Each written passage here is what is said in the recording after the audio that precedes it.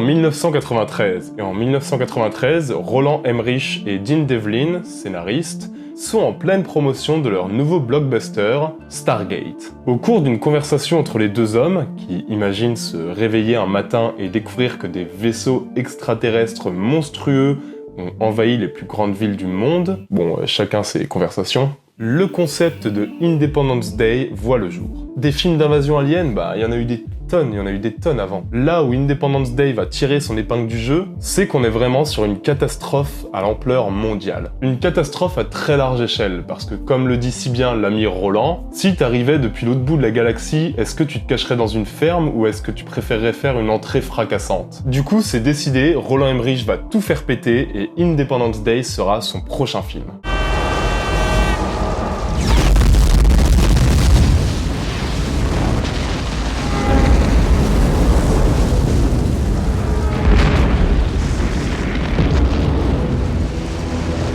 Les deux bonhommes vont écrire le script en un mois, vont l'envoyer à la Fox. Le lendemain, le projet est validé et la pré-production commence 3 jours plus tard, en février 1995. Alors oui, ça va vite et tant mieux parce qu'il y a du boulot. On parle de plus de 3000 plans à effets spéciaux, ce qui est un record pour l'époque. Independence Day est une énorme machine qui nécessite de construire beaucoup de choses pour mieux les faire péter ensuite. Et le 28 juillet 1995, à New York, le premier clap du tournage d'Independence Day se lance. Un tournage qui va durer 72 jours jusqu'au 8 octobre 1995, avec un seul impératif, être prêt à sortir le jour de la fête nationale américaine, donc l'Independence Day, le 4 juillet 1996. C'est short, mais ça passe.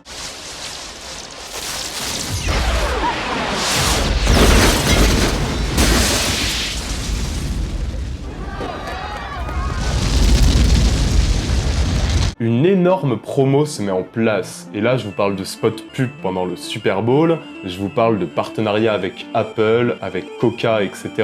Bref, l'image d'Independence Day, elle est partout et le film est hyper attendu. Et franchement, on est sur une promo assez brillante entre les bandes annonces qui sont vraiment hyper accrocheuses et l'espèce de mystère qui entoure le film. Finalement, Independence Day sortira au cinéma le 2 juillet 1996, ce qui en soi est assez génial parce que l'histoire du film commence elle aussi un 2 juillet, et rien d'étonnant à ce qu'avec un tel buzz, le film dégomme tout sur son passage, devenant, alors tout simplement, juste le deuxième plus grand succès de l'histoire du cinéma, juste derrière Les Dents de la Mer. Pas besoin d'en dire plus, Independence Day c'est une bombe, un tsunami qui va avoir un sacré impact sur Hollywood.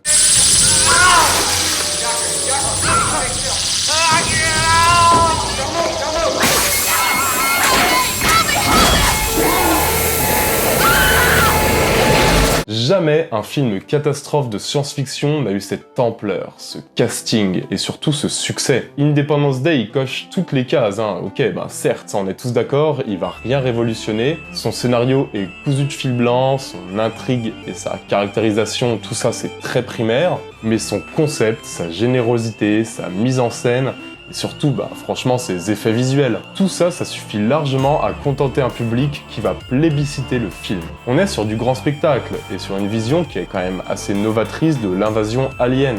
Parce que c'est vrai que souvent, en tout cas avant Independence Day, les attaques extraterrestres, c'était souvent des attaques d'aliens discrets, qui défoncent un village ou qui s'emparent du corps des gens discrètement, mais en tout cas, des aliens qui vont tuer sournoisement. Ici, non. Ici, c'est du too much, c'est gros, c'est mondial, ça pète de partout, et c'est vrai que c'est finalement peut-être pas moins cohérent,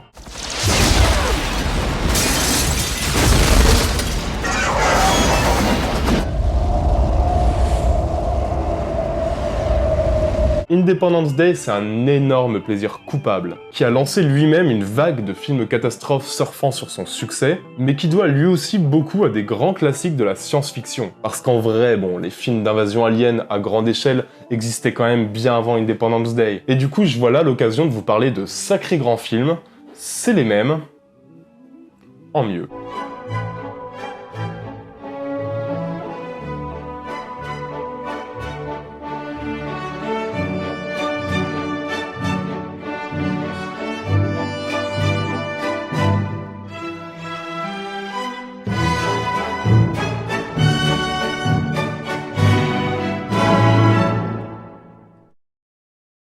Mais avant toute chose, sachez que cette vidéo est sponsorisée. Parce que je pense à vous qui regardez cette vidéo sur votre écran, votre ordi, votre téléphone, et je culpabilise. Je culpabilise parce que chaque seconde à regarder ma sale gueule en gueule de bois vous parler d'Independence Day vous expose à une lumière bleue qui est nocive, surtout quand on y est surexposé, et beaucoup de personnes y sont surexposées en vrai puisque ça provient de chaque écran. Au bout de 2 heures, tu peux avoir mal aux yeux, tu peux avoir des insomnies, et à long terme, tu peux carrément te manger des troubles de la vision. Est-ce que vous avez envie de devenir aveugle parce que vous avez trop regardé un gogol parler de cinéma de sa chambre? Je suis pas sûr. Problème, solution. Telmo et Jayden proposent des lunettes parfaites pour filtrer la lumière bleue et ont eu la gentillesse de m'en envoyer 3 exemplaires. Et moi qui passe ma vie à regarder pour vous des films austro-hongrois et à faire des montages gênants de ma sale gueule, je peux vous dire que ça m'est bien utile. Moi j'ai clairement senti moins de fatigue dans les jours qui ont suivi. Bon, Telmo et Jayden m'ont même suggéré que ça pouvait réduire les insomnies. Alors bon, ça, étant émo, donc ne dormant pas la nuit de base, je peux pas le confirmer, mais je les crois sur parole. Et vous me direz, mais alors Intercut, comment se procurer ces divines lunettes? Je vais vous expliquer. Tu cliques sur le lien en description et grâce au code INTERCUT, t'as droit à 5 € de réduction. Je remercie beaucoup Telmo et Jayden qui font vraiment des beaux produits et qui, par cette intégration, par ce sponsoring, aident beaucoup la chaîne et vraiment la soutiennent beaucoup. N'hésitez pas à vous renseigner sur ce qu'ils proposent, nous on retourne sur Independence Day en mieux. Et je vais commencer très fort avec un film fondateur, un film que vous connaissez tous mais peut-être pas sous cette forme. S'il y a bien un bouquin qui a créé de toutes pièces l'imaginaire d'une invasion alien à grande échelle, c'est bien La Guerre des Mondes. La Guerre des Mondes qui a bien sûr eu l'honneur de plusieurs adaptations. Et je voudrais vous parler d'une de ces adaptations, la première en fait, qui est sortie en 1953. Alors pour ceux qui connaissent uniquement l'incroyable version de Spielberg sur laquelle, spoiler, on va revenir, ici l'histoire elle est quand même un peu différente. On a une météorite qui s'écrase en Californie, une météorite qui s'avère en fait être un vaisseau spatial. Au fil des jours, d'autres vaisseaux s'écrasent sur Terre, et malheureusement, l'événement ressemble de plus en plus à une attaque mondiale. La panique s'installe, c'est le chaos, la fin du monde. Les aliens pulvérisent par millions les fourmis que sont devenus les hommes. Et il semblerait que même la bombe atomique ne puisse sauver l'espèce humaine. On est sur un grand film de science-fiction post-Seconde Guerre mondiale. Et je pense que rien qu'à la lecture de speech, vous l'aurez compris, le film joue beaucoup sur son contexte historique.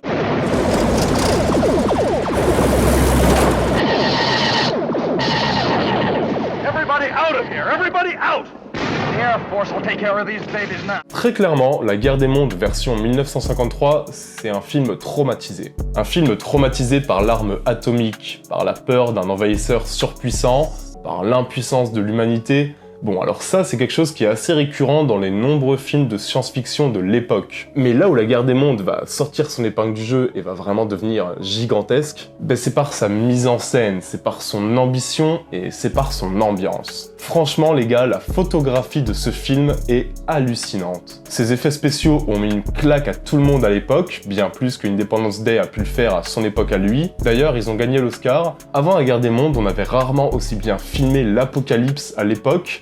Et même quand on regarde La Guerre des Mondes aujourd'hui, et putain, ça fonctionne encore, mais à merveille quoi, c'est juste magnifique. As the Martians burned fields and forests and great cities fell before them, huge populations were driven from their homes. The stream of flight rose swiftly to a torrent. It became a giant stampede without order and without goal. It was the beginning of the rout of civilization, of the massacre of humanity. Par la direction artistique, mais surtout par l'atmosphère de fin du monde hyper réussie, qui parfois même transcende carrément certaines scènes de chaos incroyables, La Guerre des Mondes c'est une grande réussite, qui a surtout des sacrés partis pris. Franchement, c'est un film de science-fiction, mais c'est surtout un film de guerre. D'ailleurs, on va même retrouver des images d'archives de guerre intégrées au récit. Et hyper bien intégrées, hein. Cinématographiquement, c'est assez irréprochable. Et du design des aliens jusqu'à ces scènes complètement glaçantes mettant en scène l'impuissance de l'homme, homme concrètement filmé comme un insecte face à la menace, hein. Et La Guerre des Mondes regorge de plans qui vont vous hanter un long moment. C'est un film intelligent, qui prend des libertés face au bouquin, ça c'est une certitude, mais qui pose quand même des sacrées bases. Globalement, tous les films d'invasion alien sortis après lui doivent quelque chose. Et c'est vraiment un film encore très facile à voir aujourd'hui. Franchement, foncez. It didn't stop them. Guns, tanks, bombs, they're like toys against them. It'll end only one way. Bon, c'était un début assez glauque, je vous l'avoue, on a commencé bien fort, je vous propose que pour le deuxième film, on rigole un peu. Parce que bon, en vrai, Independence Day, c'est pas non plus le film qui se prend le plus au sérieux du monde, et heureusement d'ailleurs. C'est aussi un film qui est parfois bien gogol volontairement, et du coup, je voulais vous parler d'une petite comédie un peu trop méconnue, qui mélange comédie british et invasion alien, un film franchement pas mal qui s'appelle Attack the Block.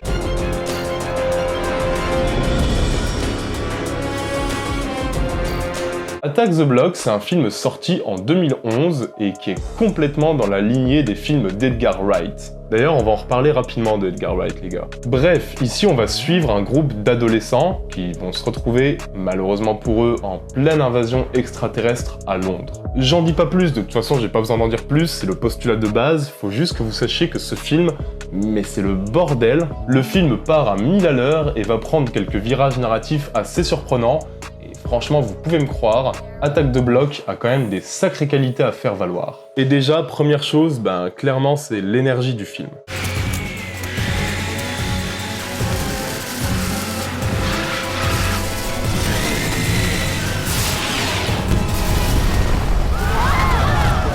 C'est hyper rythmé, c'est drôle, c'est fun, c'est fauché, mais ça va au bout de son délire en fait. Le mélange de la comédie et de l'horreur fonctionne hyper bien, même si bon, on est parfois dans quelque chose d'un peu plus hystérique que, allez, Shaun of the Dead. On n'a pas le temps de souffler, on est clairement sur de l'hystérie complète, mais franchement, moi, ça m'a pas dérangé, et au contraire, je trouve que c'est ce qu'il fallait faire, et c'est ce qui fonctionne assez bien. On est clairement sur un divertissement fun, pas con du tout, qui a des idées, qui présente son invasion alien de manière totalement décomplexée, mais en la prenant quand même au sérieux. C'est ce subtil mélange qui a beaucoup plu dans les Hot Fuzz, dans les Shaun of the Dead, et c'est ce subtil mélange qu'on retrouve ici. Et au niveau de la forme, pareil, Attack the Block, il a des idées. Le manque d'argent se fait parfois ressentir, hein. Alors oui, ça je vais pas vous mentir, mais le design des aliens est hyper réussi, il est très original, la photo est colorée, soignée, la bande originale est juste super, et on prend plaisir à suivre le film malgré, alors bon, quelques ficelles, quelques personnages sacrifiés, mais franchement moi, face à une telle générosité et face à une telle conscience de soi-même, je trouve qu'on peut complètement faire abstraction de ces quelques défauts hyper facilement.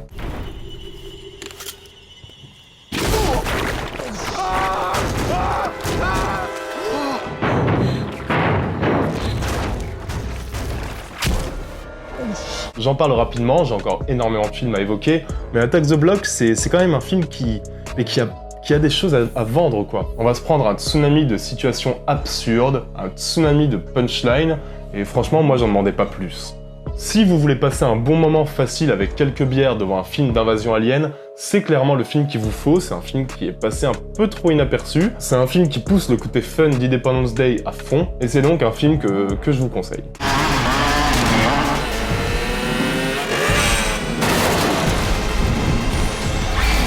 Ok, alors les gars, j'ai encore 3 films que j'ai vraiment très envie d'évoquer avec vous. Je vais le faire très rapidement, parce qu'il est probable que ce soit des films que vous connaissiez, et parce que sinon la vidéo va durer 3 heures. Mais l'occasion est trop belle, et franchement, ces 3 films, je les adore. Et le premier, c'est un blockbuster, lui aussi, qui a fait énormément de bruit, et putain, qu'est-ce que c'est mérité. Ce film s'appelle Edge of Tomorrow. Dans le genre, on s'en prend plein la gueule sans être pris pour un con. Edge of Tomorrow, c'est quand même assez excellent. Tom Cruise et Emily Blunt sont parfaits, comme toujours par contre, dans une histoire d'invasion alien contre qui l'humanité ne peut pas grand-chose, jusqu'à ce qu'on découvre que, lorsque Tom Cruise meurt, il revient dans le passé un jour avant, et il est condamné à revivre la même journée, et du coup presque à mourir indéfiniment, jusqu'à ce qu'il parvienne à casser cette espèce de boucle démoniaque, et qu'il parvienne à casser la gueule des aliens par la même occasion. Et ce film, c'est un concentré d'action hyper bien mis en scène, franchement, les séquences impressionnantes et les séquences oppressantes manquent pas. Dès le premier quart d'heure, t'es scotché et le film va pas te lâcher, quoi. Franchement, c'est rare un blockbuster aussi bien rythmé. Et c'est difficile pour moi de mentionner un blockbuster d'Alien comme Independence Day sans mentionner l'énorme réussite qu'est Edge of Tomorrow. Il est quand même infiniment plus inspiré, puissant et intelligent que Independence Day sans être moins généreux.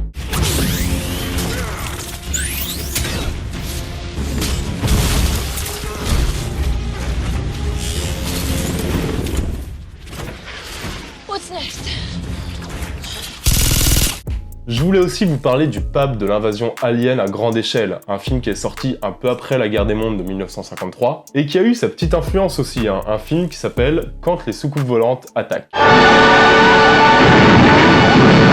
Bon, alors par contre, c'est clairement un film au scénario qui doit énormément à la guerre des mondes. Hein. Je vais vous raconter l'histoire, vous allez comprendre. Des aliens apparaissent et butent les humains. Bah voilà, c'est tout, hein. C'est l'histoire. Comme dans Independence Day, c'est clairement un film qui repose sur sa technique. Et je suis obligé de mentionner les effets spéciaux signés Ray Harryhausen, qui sont complètement les points forts du film en fait. Ça et sa direction artistique, son traitement un peu cool, facile à regarder, clairement moins politique et moins apocalyptique que la guerre des mondes, mais qui a une force aussi, hein, parce que ça fait que ce film a pas vraiment vieilli et qu'il est encore très facile à regarder. Et c'est clairement une curiosité, parce que c'est un film qui a posé, très franchement, des nouveaux standards dans le film d'invasion alien à grande échelle. C'est l'un des premiers films d'alien grand spectacle, je devais le mentionner pour l'histoire, et franchement, ça dure 1h25, c'est un pilier du cinéma américain, et ça mérite le coup d'œil.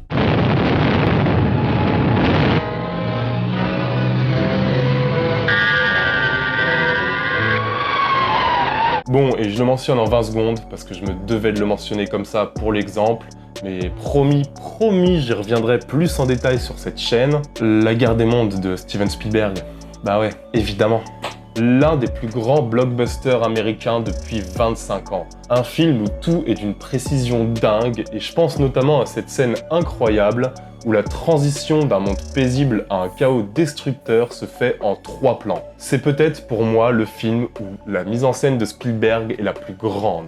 Je veux dire, regardez ces séquences, quoi, mais c'est quand même incroyable. Et regardez cette photo, mais on va en reparler de ce film. Franchement, je vous l'assure, on va en reparler.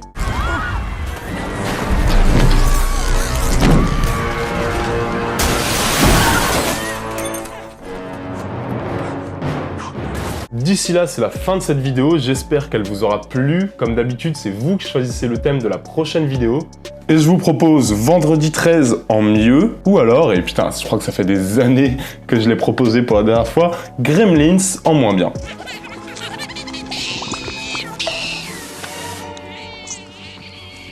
Dites-moi ce que vous préférez dans les commentaires, n'oubliez pas de vous abonner à la chaîne, de partager cette émission parce que c'est vraiment ce qui fait grandir les petites chaînes comme Intercut. N'oubliez jamais que vous êtes les meilleurs, on se retrouve très bientôt, ciao à tous, bisous.